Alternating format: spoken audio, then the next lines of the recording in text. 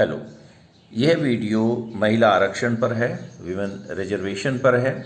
ये और चीज़ है 106 कॉन्स्टिट्यूशनल अमेंडमेंट हुआ ये 2023 का। लेकिन लोकसभा में इंट्रोड्यूस किया गया, प्रस्तुत किया गया, पुरस्तापित किया गया 128 के रूप में, क्योंकि बीच के अभी कुछ जो कॉन्स्टिट्यूशनल अमेंडमेंट्स हैं वो अभी पास नहीं हुए हैं। हम कह सकते हैं some proposed constitutional amendments are yet to be passed by the parliament। तो इसीलिए जो है ये 106 में भी रहा है, बीच के कुछ अभी पास नहीं हो पाए हैं। और वैसे तो ये एक क्रम में 128वां था प्रस्तुत होने में, लेकिन पास होने के क्रम में ये 106 है। ऑब्जेक्टिव क्या है इसके? To provide for 1/3 reservation for women in Lok Sabha. महिलाओं को लोकसभा में और राज्य की विधानसभाओं में और राष्ट्रीय राजधानी क्षेत्र जो है national capital territory of Delhi की में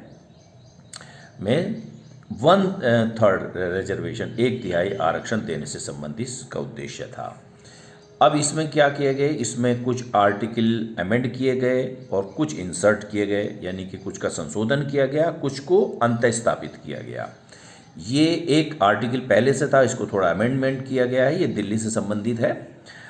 आर्टिकल 239 AA डबल ए कह सकते हैं आप, reservation of 1/3 seat for women in legislative assembly of Delhi. Delhi की विधानसभा में महिलाओं के 1/3 सीटों के आरक्षण से संबंधित एक नया जो है ये प्रावधान किया गया। और इसके लिए 239 जो ए पहले से ही था उसको संशोधित किया गया, अमेंड किया गया। अब देखते हैं नेक्स्ट पेज पे जो है कुछ आर्टिकल्स इसमें जो हैं इंसर्ट किए गए हैं, अंतःस्थापित किए गए हैं। आर्टिकल जैसे अंतःस्थापित किए गए 230A और 232A, और ये नेक्स्ट आर्टिकल है 334A, ये इंसर्ट किए गए हैं, अंतःस्थापित किए गए।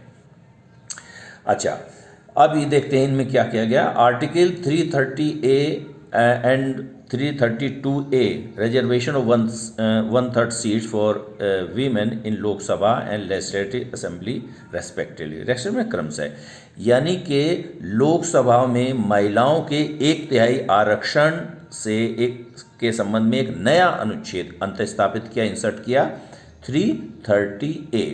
और राज्य के जो विधानसभाओं में है उसके लिए एक नया आर्टिकल अंतःस्थापित किया गया है 332A।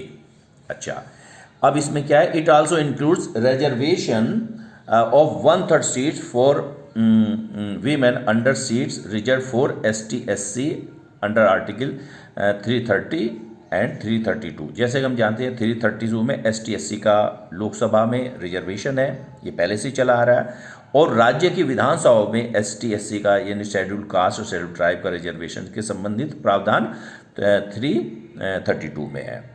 अच्छा, अब इसमें क्या गया है कि महिलाओं के लिए जो आरक्षण होगा उसमें लोकसभा में अनुसूचित जातियों और एवं अनुसूचित जनजातियों के लिए आरक्षित सीटों में से 1/3 सीटें महिलाओं के लिए आरक्षित होंगी।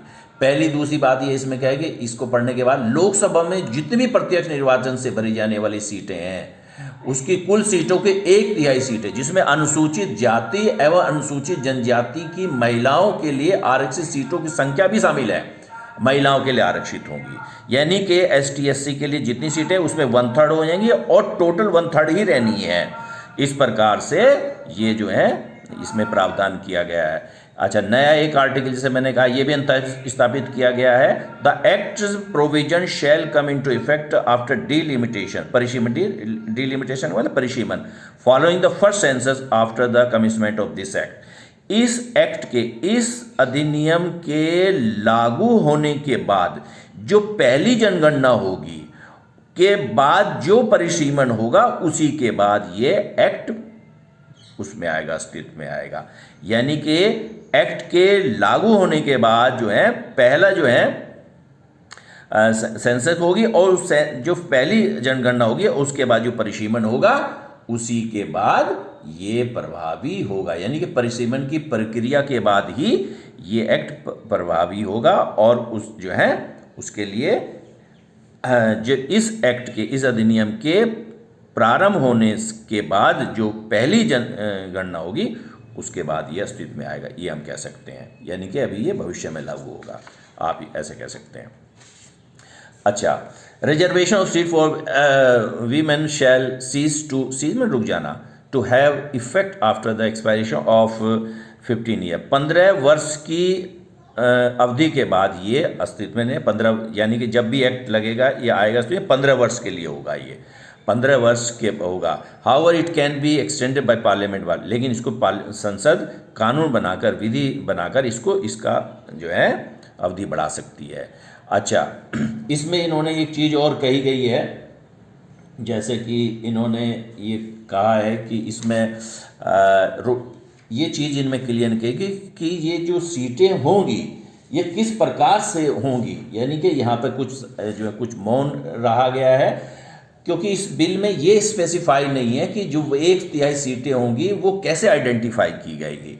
लेकिन इसमें सिर्फ ये कह दिया गया है कि ये जो सीटें होंगी रोटेशनल बेसिस पे होंगी, जो आरक्षित सीटें जो होंगी रोटेशन होगा इनका बेसिस पे होंगी, ये चीज़ कही गई है। Periodic rotation seats reserve for women after subsequent delimitation. इस जो सब्सिक्वेंट बाद में डिलिमिटेशन होगा, परिसीमन होगा, तो उसके बाद जो महिलाओं के जो आरक्षण होगा वो उसमें रोटेशन बेसिस पे होगा। और कहने का मतलब ये हम कह सकते हैं कि इस बिल में ये चीज़ नहीं आई है कि 1/3 जो सीटें होंगी उसको कैसे आइडेंटिफाई करेंगे, लेकिन सिर्फ ये कहा गया है कि ये जो सीटें होंगी महिलाओं के रोटेशन बेसिस पर होगी, उसी का प्रस्ताव किया गया है। अच्छा, ये कुछ एक्स्ट्रा पॉइंट भी हैं अलग से। Recently Jammu and Kashmir Reorganization Second Amendment Act 2023 and the Government of Union Territory Amendment 2023 were enacted by the Parliament। ये भी इनेक्ट किए गए हैं और इनके माध्यम से जम्मू कश्मीर और पुडुचेरी की जो विधानसभाएं हैं जम्मू कश्मीर में और पुडुचेरी में 1/3 यानी कि 33% सीटें महिलाओं के आरक्षण का प्रावधान का किया गया है। ये भी एक्स्ट्रा पॉइंट। ओके।